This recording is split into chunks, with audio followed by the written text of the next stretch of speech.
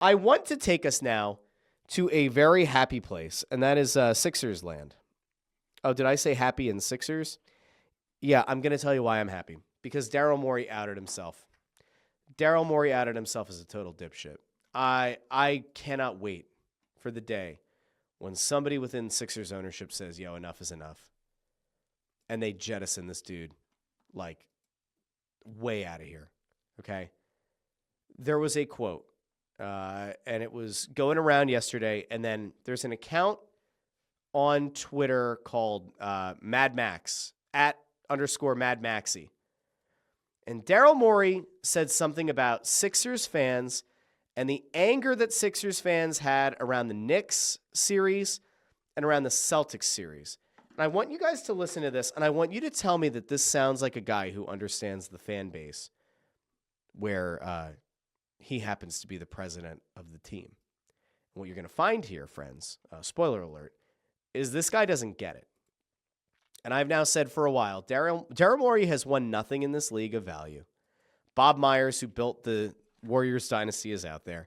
And the smartest thing the Sixers could do at this point is fire Morey and bring in Myers. Now, I want you to hear what Daryl Morey had to say because it was absolutely insane. And I will also point out, again, I'm not the one who clipped this video, so you're going to see some stuff pop up on this person's phone.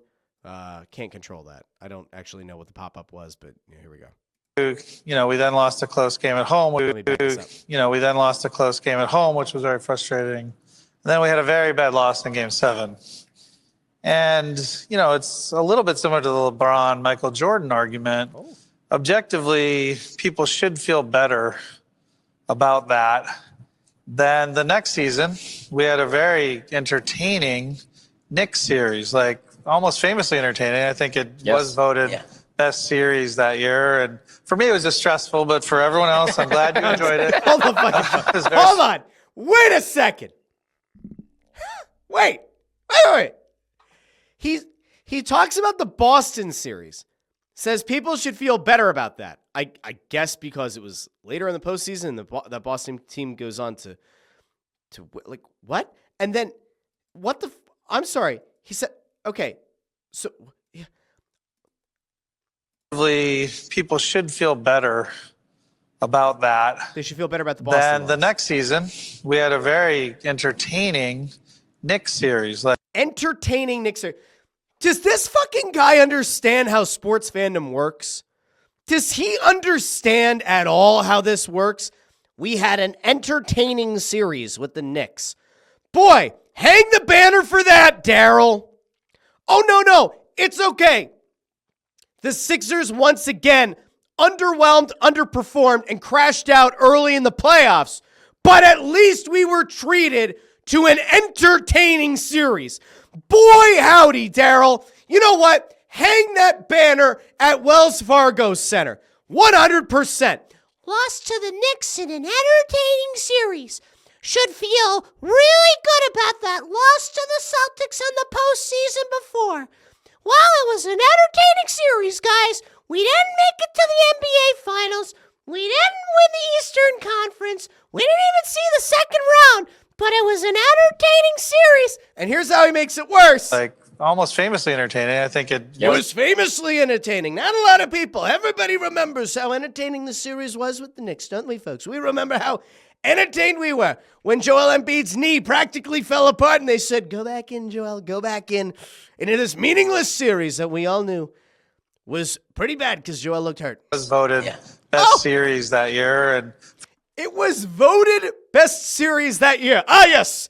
And the award for most entertaining best series in the postseason goes to the Philadelphia 76ers and New York Knicks, neither of whom won the NBA Finals. Oh, yes. I do decry. Hey, thank you, Daryl. Yes. I'm an idiot. I thought it was about winning, but in fact it is about being the most entertaining series in the postseason. What the fuck is he talking about? For me, it was just stressful, but for everyone else, I'm glad you enjoyed it. It was very stressful. And we lost in 6 games, to a Knicks team that was not as good as the Celtics team we lost to the year before. This dude is comparing the Knicks team to the Celtics team from the year before and is trying to say that people should have been... What? And I was very down after the loss. And I was like, man, people are going to be so angry. And they were angry. Obviously, everyone wants us to win. But they were less angry than the year before. And anger is all that drives Sixers fans, as far as I can tell. They were less angry. You want anger, Daryl? You want to talk about anger, Daryl? You want to know something about anger with Philadelphia fans? All right, I'll tell you something about anger, Daryl. I'll tell you something about anger real well. This Sixers team that you built, this Sixers team that you crashed, this Sixers team that you continue to tinker with, that one, yeah, we're pissed off!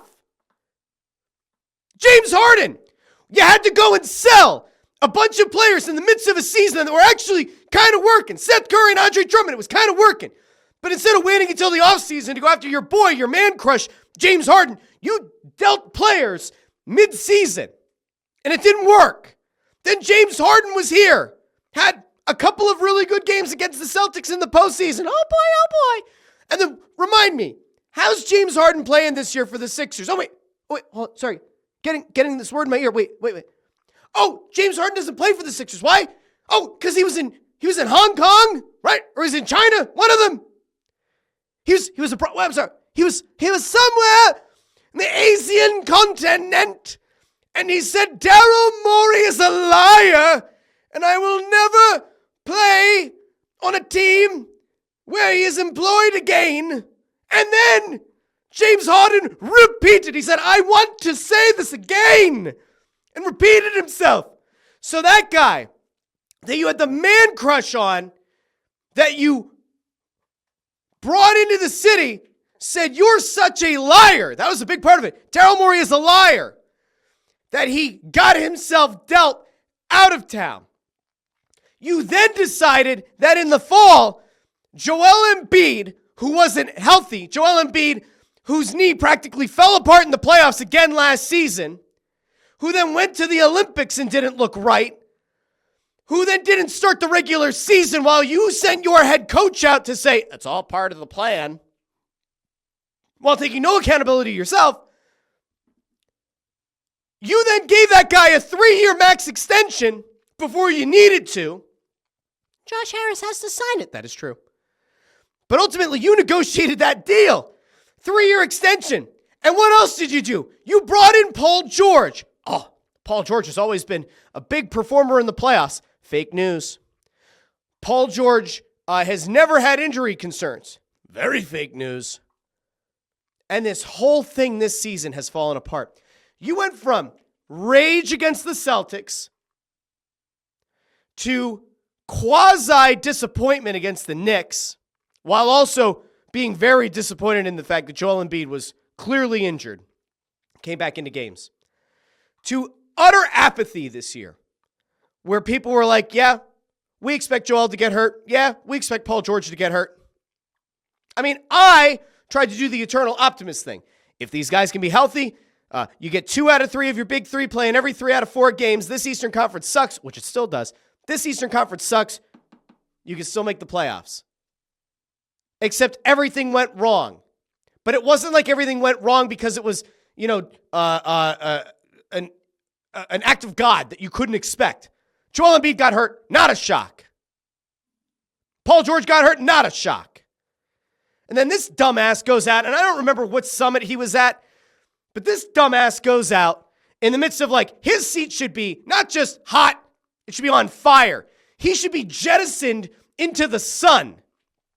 And he's going to say, Sixers fans, they're motivated by anger from what I can tell. Yeah, no shit. What exactly were we supposed to be excited about? What exactly are Sixers fans supposed to be excited about, Daryl? Huh? We supposed to be excited about a broken down Paul George? About a Joel Embiid who clearly didn't agree with whatever injury management plan was being done. He went straight to the owner over your head. What are we supposed to be excited about? We love Tyrese Maxey. That's something to be excited about. Jared McCain before tearing his meniscus looked really good. We'd be excited about that. Hopefully you get a top 6 pick. Be excited about that. Daryl, I'll tell you what. I'll tell you what will make me not angry, and I'll tell you what will make me very excited. You getting fired. That would be great. I would love that. That would make me happy. Daryl Morey getting fired would make me smile. It'd make me warm and fuzzy in my tum-tum, and bringing in Bob Myers or literally any other executive from this league, this incestuous league where it's just retread after retread, that's fine.